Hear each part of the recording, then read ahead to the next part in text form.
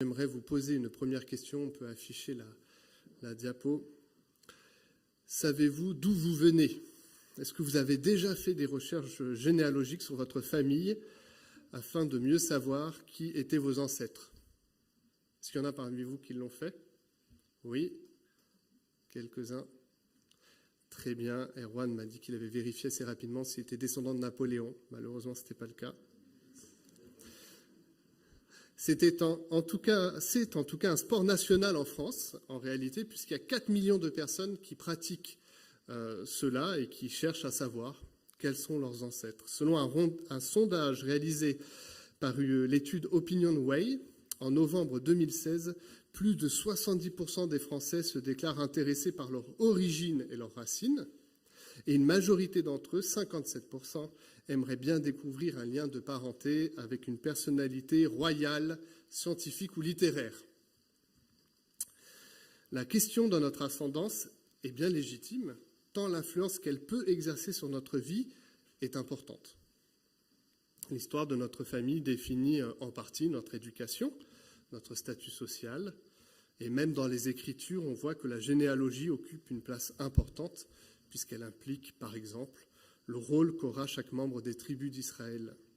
Ainsi, la tribu des Lévites se voit confier la prêtrise, par exemple, alors que la tribu de Juda se voit octroyer la royauté. Donc, en fonction de votre naissance, de votre généalogie, voilà, il y avait des rôles spécifiques qui étaient attribués. Dans le Nouveau Testament lui-même, on se fait l'écho de cette place privilégiée qu'occupe la généalogie, puisque les auteurs des évangiles de Matthieu et de Luc en intègrent une concernant la parenté de Jésus. Donc on a 2 généalogies dans les évangiles qui parlent de la parenté de Jésus. Je vous propose ce matin de regarder de plus près celle de Matthieu. Je vous encourage à la maison de lire celle de Luc, mais on va juste regarder celle de Matthieu ce matin. Car après tout, consacrer sa vie entière à Jésus, c'est ce que nous disons, c'est ce que nous proclamons, mérite au moins que l'on s'attarde un peu sur ses origines. À bien des égards, cette généalogie de Matthieu reflète ce que représente le Messie auquel nous accordons notre confiance. Et je vous invite donc à lire l'évangile de Matthieu, le chapitre 1, les premiers versets. Ça ne marche pas, mais du coup, tu pourras faire suivre. Parfait. Alors, vous prenez une grande respiration, parce qu'on va lire beaucoup de noms. Voici la généalogie de Jésus-Christ et la descendance de David et d'Abraham. Abraham eut pour descendant Isaac, Isaac eut pour descendant Jacob. Jacob eut pour descendant Juda et ses frères. De Tamar, Juda eut pour descendant Péret et Tséra. Péret eut pour descendant Échron eut pour descendant Aram. Aram eut pour descendant Aminadab. Aminadab eut pour descendant Nachon. Nachon eut pour descendant Salma. De Rahab, Salma eut pour descendant Boz. De Ruth, Boz eut pour descendant Obed. Obed eut pour descendant Isaïe. Isaïe eut pour descendant le roi David. De la femme d'Uri, David eut pour descendant Salomon. Salomon eut pour descendant Roboam. Roboam eut pour descendant Abia. Abia eut pour descendant Asa. Asa eut pour descendant Josaphat. Josaphat eut pour descendant Yoram. Yoram eut pour descendant Osias. Osias eut pour descendant Yotam. Yotam eut pour descendant Ahaz. Ahaz eut pour descendant Ézéchias. Ézéchias eut pour descendant Manassé. Manassé eut pour descendant Amon. Amon eut pour descendant Josias. À l'époque de la déportation à Babylone, Josias eut pour descendant Jéconia et ses frères. Après la déportation à Babylone, Jéconia eut pour descendant Shealtiel. Shealtiel eut pour descendant Zorobabel. Zorobabel eut pour descendant Abiud. Abiud eut pour descendant Eliakim. Eliakim eut pour descendant Azor. Azor eut pour descendant Sadok. Sadok eut pour descendant Haïm. Haïm eut pour descendant Élioud. Élioud eut pour descendant Éléazar. Éléazar eut pour descendant Matan. Matan eut pour descendant Jacob. Jacob eut pour descendant Joseph, l'époux de Marie, de laquelle est né Jésus, appelé Christ. Il y eut donc en tout 14 générations d'Abraham à David, 14 de David jusqu'à la déportation à Babylone, 14 de cette déportation jusqu'à Christ. Merci d'avoir été fidèle à mes côtés pour cette lecture. Et nous pouvons dire Amen. Derrière ces noms qui nous sont présentés, il y a des histoires. C'est assez logique. Si vous faites une recherche de vos ancêtres, c'est que vous voulez avoir l'histoire de ceux qui vous ont précédés. On peut mettre la prochaine diapo. Et je ne sais pas si vous êtes déjà rentré dans une église où était fait ce qu'on appelle un arbre de Jessé. Est-ce que vous connaissez l'arbre de Jessé? Alors c'est une figure iconographique, vous en avez deux qui sont présentés ici, où il y a un homme allongé, qui est donc Jessé, le père de David, et à partir de là, il y a un tronc qui émerge et qui va donc jusqu'à Christ, ce qui signifie la descendance royale en fait du Christ. Il y a d'autres arbres aussi qu'on peut voir dans d'autres églises qui partent d'Abraham ou qui partent même d'Adam. Le choix que fait Matthieu dans notre texte est de sélectionner parmi les ancêtres de Jésus, effectivement, l'aspect royal. L'aspect royal, mais aussi l'aspect d'une promesse qui avait été faite, une promesse qui avait été faite à Abraham. Ces promesses sont célèbres dans la Bible, elles sont célèbres dans l'Église. Dieu a fait une promesse à Abraham et à David que de ces personnes-là seront suscités le Messie.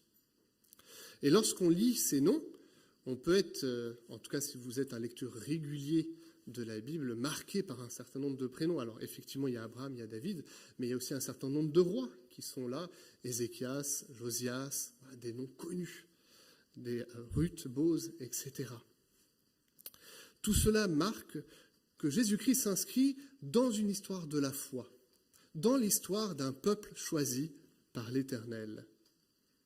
Mais ce n'est pas simplement ça, on peut passer à la diapo suivante, c'est aussi une histoire marquée par la grâce. L'auteur de cette généalogie exprime, avec un souci tout particulier, d'intégrer les infidélités du peuple élu. Qu'il soit fait mention de Babylone, avec ses péchés et le jugement qui a été posé sur le royaume de Juda, le drame de l'exil, ou par un certain nombre d'autres noms qu'on connaît de manière plus néfaste, Manassé par exemple. Il y a d'autres noms dans cette généalogie qui ont des parcours troubles. Tamar, par exemple, David avec son adultère, avec Bathsheba et le meurtre d'Uri. Et le texte signifie tout cela. Malgré ses infidélités, le Seigneur demeure fidèle et exerce sa grâce. Ces noms sont incorporés à la généalogie de Jésus. Il y a l'acceptation du fils illégitime de David, Salomon. Il y a dans l'intégration de cette généalogie deux femmes, Rahab et Ruth, ce qui n'est pas normalement la pratique de la généalogie juive. Rahab, la prostituée de Jéricho, et Ruth, une étrangère, qui fait du peuple de l'Éternel son peuple. Je lis des paroles rapportées à Rahab et à Ruth. En effet, c'est l'Éternel votre Dieu qui est Dieu, en haut dans le ciel et ici-bas sur la terre, dira Rahab. Ruth aura ces paroles, ton peuple sera mon peuple, et ton Dieu sera mon Dieu. Il y a donc l'exercice de l'infidélité du peuple à certains égards, mais aussi des expressions de foi magistrales qui sont données dans cette généalogie. Il y a le pire et le meilleur qui se côtoient. Et si cela se côtoie, c'est pour signifier l'étendue de la bonté de Dieu. Dieu s'inscrit dans l'histoire des hommes. Jésus est présenté dans notre texte comme le garant de la fidélité de l'Éternel, qui accomplit sa promesse d'établir un Messie malgré les infidélités. Un Messie qui s'incarne dans la faiblesse des hommes et dans la grâce, la bonté et la justice de Dieu, avec des exemples manifestes, comme nous venons en donner quelques-uns. Mais on peut aussi signifier de cette généalogie que derrière ces noms connus, derrière ces histoires qui nous sont contées, en fait, il y a des noms qu'on ne connaît pas du tout. Il y a des anonymes dans ce texte. On sait qu'ils font partie de la généalogie de Jésus, mais on ne saurait pas compter totalement leur histoire. Tout cela nous fait venir à un troisième élément de notre texte ce matin. On peut passer à la diapo suivante. C'est que l'histoire continue. Car un élément ne doit pas nous échapper à la lecture de cette généalogie. Elle converge vers Joseph et non vers Marie. Est-ce que vous avez vu ça? Est-ce que vous l'avez lu avec moi? C'est Joseph qui transmet à son fils Jésus son origine et ses racines. Mais pourtant, Joseph n'est pas le père biologique de Jésus. Il convient alors de s'attarder quelques instants sur cette adoption qui nous est présentée. En prenant Marie pour femme, Joseph adopte Jésus qui devient son fils et son descendant légitime. Ce chemin, en fait, il est déployé de manière extraordinaire déjà dans le texte. Dieu a adopté des hommes et des femmes. Dans cette généalogie de Christ, Dieu a déjà adopté des hommes et des femmes. Mais ici, c'est Joseph qui adopte Jésus. Et ce chemin d'adoption est l'écho de l'Évangile dans sa globalité. Jésus proposera à chacun d'entre nous le même parcours, faisant de nous des enfants adoptifs de Dieu et devenant héritiers de sa gloire. Ils ont cru en lui, nous dit Jean. À tout cela, il a accordé le privilège de devenir enfants de Dieu. L'apôtre Paul nous dira « Vous avez reçu l'Esprit Saint qui a fait de vous des fils et des filles adoptives de Dieu. Car c'est par cet Esprit que nous crions « Abba », c'est-à-dire « Père ». Dans ce texte, le thème de l'adoption est central et appelle à la continuité de cette généalogie qui nous est donnée. Cette continuité, c'est vous, c'est moi et c'est l'Église. C'est ce que nous représentons aujourd'hui. Et je remercie Gilbert de m'avoir fait une petite diapo avec quelques noms de personnes de l'Église, comme la démonstration que cet arbre dont je vous ai parlé, cette iconographie de l'arbre de Jessé ou d'Abraham ou d'Adam, se déploie aussi à partir de Jésus vers nous. Nous sommes les descendants du Fils de Dieu. Nous faisons partie de cette histoire racontée par l'Évangile de Matthieu. Vous et moi, nous continuons l'arbre de vie que le Christ porte et qui se déploie à partir de lui. Alors, je n'ai pas pu mettre tous les prénoms des personnes de l'Église, mais sachez que vous y avez votre place. Et que l'objectif que nous nous fixons ensemble en tant que communauté, c'est de continuer à déployer et d'augmenter la croissance de cet arbre sur la fondation du Christ, dans l'acceptation de ceux et celles que le Seigneur nous enverra et dans l'acceptation aussi des dons et des capacités de chacun au service de l'Église. Alors que nous arrivons dans une période de transition, communautairement parlant, on peut être rassuré, je crois, de ça, de cette progression organique qui est là, dont le Christ est la tête et qui nous appelle à lui faire confiance. Aujourd'hui, une branche se déploie, une nouvelle, avec une période de transition, avec le renouvellement d'une équipe pastorale, mais ça s'inscrit, il nous faut nous le rappeler ce matin, sous le socle de Jésus-Christ qui déploie son Église et qui nous déploie à grandir dans la foi. Je vous invite à prier.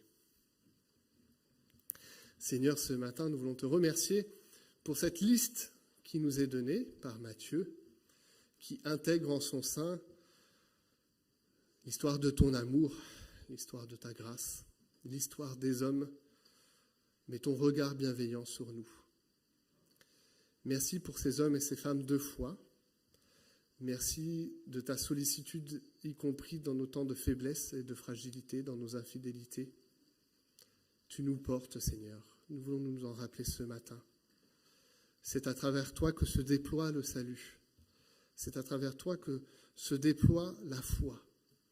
Et nous voulons encore nous raccrocher à toi ce matin. te faire nôtre dans nos vies, dans la vie de cette communauté, dans la vision de cette communauté, Seigneur.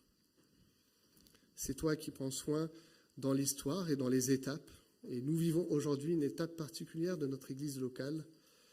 Nous réitérons notre confiance en toi, Seigneur, que tu nous montreras le chemin, que nous nous inscrirons dans l'histoire plus large de ta venue, de ton ministère, de ta mort, de ta résurrection et de ton royaume qui vient. En ton saint nom, Jésus. Amen.